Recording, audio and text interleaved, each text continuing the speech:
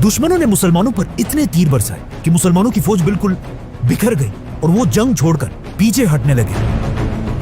12,000 की फौज जंग से पीछे हटने लगी। और इसी जंग में खालिद बिन वलीद ने खुद आप सल्लल्लाहु अलैहि वसल्लम से सीखा कि असल में एक लीडर होता क्या है। सामने दुश्मनों की फौज ने देखा कि मुसलमानों की फौज तो पीछे जा रही है, लेकिन कुछ लोग अब भी ऐसे हैं जो बिल्कुल अपनी जगह पर खड़े हैं। और जब उन्होंने गौर से देखा तो वो हैरान रह गए कि मुसलमानों का लीडर रसूल अल्लाह भी अपनी जगह पर खड़े हैं। ये देखकर उनकी पूरी फौज फुल स्पीड रसूलुल्लाह सल्लल्लाहु अलैहि वसल्लम की तरफ बढ़ने लगी, लेकिन आप सल्लल्लाहु अलैहि वसल्लम भी पीछे हटने की बजाय अकेले दुश्मनों की फौज की तरफ बढ़ने लगे और जोर जोर से कहने लगे, मैं हूं मोहम्मद, अब्दुल्ला का बेटा।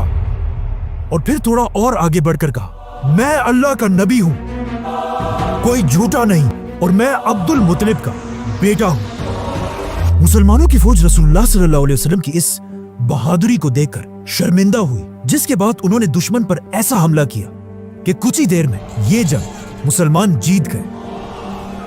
इस जंग को देखकर क्लियरली पता चलता है कि यस, खालिद बिन वलीद एक बहुत बड़े जनरल तो थे, लेकिन आप सल्लल्लाहु अलैहि वसल्लम के सामने वो, जिसके बाद अपनी जिंदगी के आखिरी दिन तक आप सल्लल्लाहु अलैहि वसल्लम ने खालिद बिन वलीद को मुसलमानों की फौज के जनरल के पोस्ट पर रखा। लेकिन आप सल्लल्लाहु अलैहि वसल्लम के फौत होते ही अरब के बहुत सारे कबीलों ने इस्लाम से बगावत कर दी, जिनमें से कुछ अपने आप को नबी भी कहने लगे और कुछ ने ज़कात देने से इनकार कर दिया। तो अब इस्लाम के पहले खलीफा हजरत अबू बकर को एक ऐसे आर्मी चीफ की जरूरत थी जो पूरे अरब को इस्लाम के कंट्रोल में ला सके। तो उन्होंने खलीफा बनने के कुछ अरसे बाद खालिद बिन वलीद के बेस्ट फ्रेंड अमर बिन आस को अपने पास बुलाया और उनसे पूछा कि मुझे खालिद के बारे में बताओ, ये कैसा आदमी है। तो अमर बिन आस ने खलीफा से कहा कि खालिद जंगों का मास्टर और मौत का दोस्त है, उसमें शेर की तरह बहादुरी है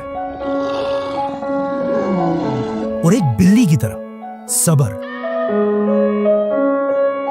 ये सुनते ही खलीफा अबू बकर ने खालिद बिन वलीद को मुसलमानों की पूरी फौज का पहला आर्मी चीफ बनाया और उन्हें हुक्म दिया कि पूरे अरब को इस्लाम के कंट्रोल में लाए।